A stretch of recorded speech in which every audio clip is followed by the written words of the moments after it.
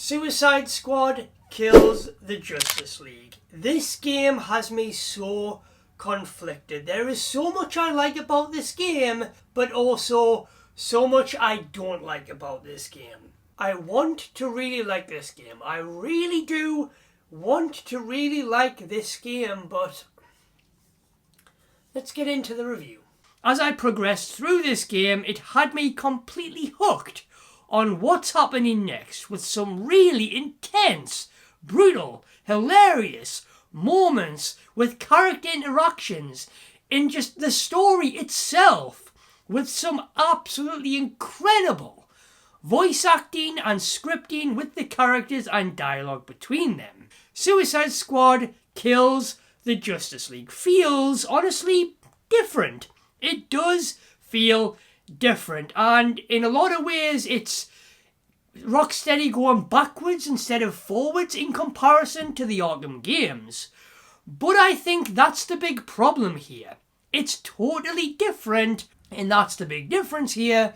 We aren't playing as Batman here, so it doesn't have that slow-paced stealth action combat with loads of gadgets and investigating and detective work. It's much more fast-paced with no stealth moments at all. We also aren't in Gotham City, which is a very dark and dull and gritty crime-riddled city.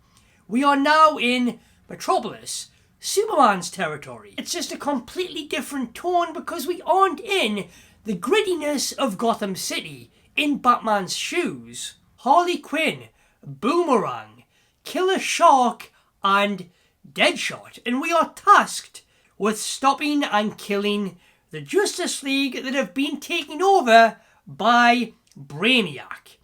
Batman, Superman, Green Lantern, and the Flash have all been taken over by Brainiac. They have turned absolutely brutally violent, as you would imagine these heroes would turn out to be if they ever went to the dark side, and they have in this game, and it's something to behold. There is so many, oh my god, moments. Did that just happen? Did he really just say that? Calm down, Batman. Chill out, Superman. That is intense. Those moments are in this game that will shock you, and I absolutely loved that. Seeing these heroes from a different perspective. And essentially Metropolis here is infested with an Avengers-level alien invasion. Now, with this being a sequel to Arkham Knight, this game does cover the events after that game and how Batman returned after faking his death in Arkham Knight. It's all covered in a very interesting way, I thought it was. It wasn't just a recap or random cutscenes to show you what happened. You walk through a Batman experience, essentially a Batman museum telling the story of all of Batman's Arkham days. As you walk through this museum, pressing buttons on different characters and scenarios, and how Batman returned to form the Justice League after the events of Arkham Knight. Also, Batman, Kevin Conroy.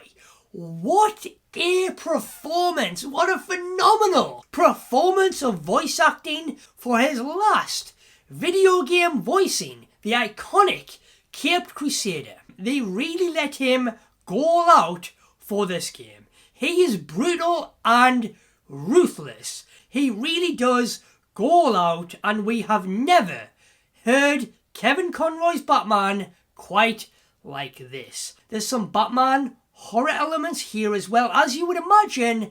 Batman in the shadows, in the darkness. He's an element of horror himself, and this game does that perfectly. And Superman as well, this unstoppable alien from Krypton. Wow, it's like the Man of Steel level Superman in this game, but he's the villain instead of the hero protecting Metropolis.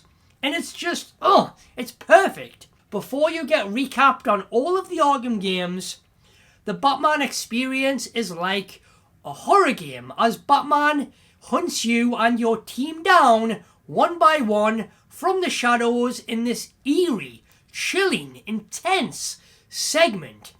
As you walk by dead guards with batarangs impaled in their necks and head, and at times, as you go about the city doing your own things, you will get glimpses of Batman stalking you, watching you from a nearby rooftop.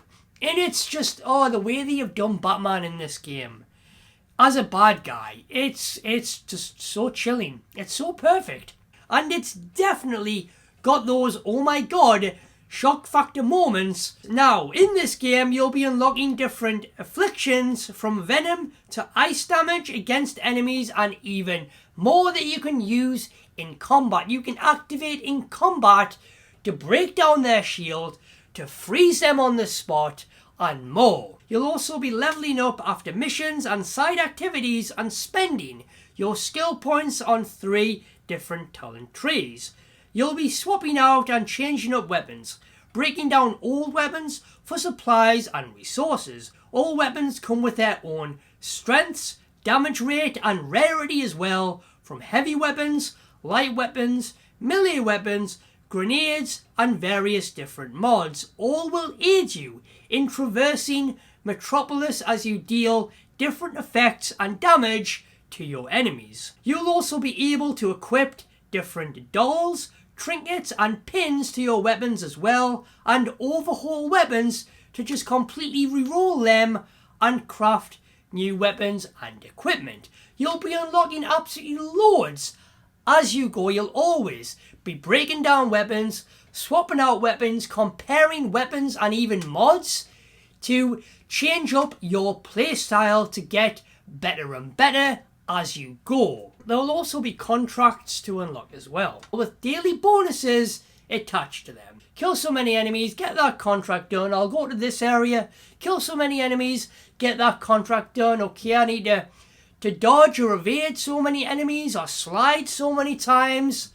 And it's just, or melee attack or do your affliction damage so many times. And I do enjoy doing the contracts, but a lot of them all the same, just repeated and cycled through. It's rinse and repeat with the contracts. After you've done 1 or 2, you're pretty much doing the same over and over again. Yes, Riddler trophies from the Arkham games are back, but I've found the Riddler trophies to be pretty simple to find and pretty easy to do. They will appear on the map, and I would always, like Arkham Asylum back in the day, pinpoint it on the map and go, okay, I'll go for this one. Okay, one more. Okay, one more. And just completely clear out the map. So Riddler trophies you will find scattered around the map. There's also Riddler puzzles to solve and Riddler challenges to complete under a certain time limit for 1 or 2 or 3 stars, depending on how fast you complete that Riddler challenge.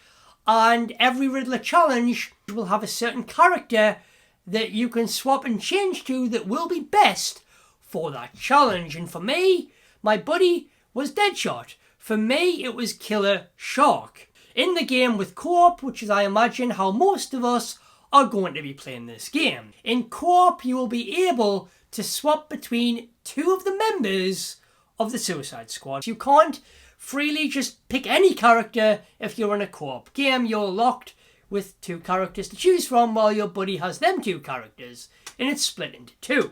Traversing around the city is fluid, it's fast, and every character has their own abilities that's different from the other as they all traverse around the city differently with their abilities. Just swinging around Metropolis has really been enjoyable and so much fun, with each character having their own ways of traversing around Metropolis. Now, on occasion, I have experienced some pretty major frame rate drops where the game just pauses in place for a good few seconds before resuming to the point where I thought my game had crashed. When you complete missions and side activities, there will be a winner, and whoever got the most kills or racked up the most points during that mission, that person will be rewarded first place on the team and promoted to squad leader. With a new weapon or mod unlock, you can equip and compare it with your current weapon or mod. You will also level up at the end of these activities as well. Side activities, really repetitive, not really big on the side activities. I would just prefer the side activities to be non-existent here. because the side activities were extremely repetitive. Wasn't a big fan of those. Rinse and repeat with the main missions as well.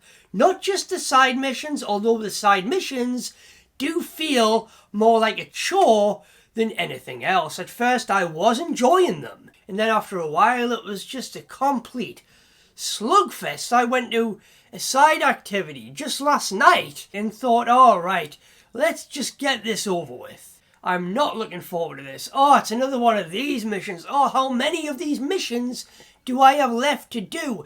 Do they change? Do they get better? Probably not. And this is all working you towards going up against whatever Justice League member next, whatever big boss next. Even the bosses, when you think of the big, colossal bosses in the Justice League itself, you would expect them to be a lot more heavy-hitting, a lot more complex when you think of these colossal, big heroes. And is that it?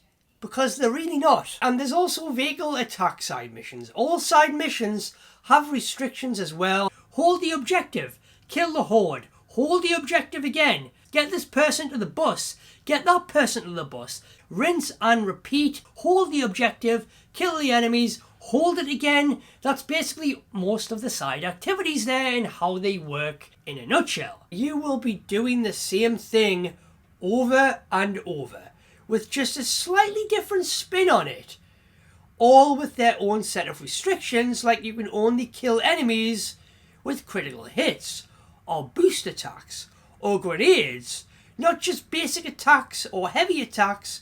Why is this even a thing?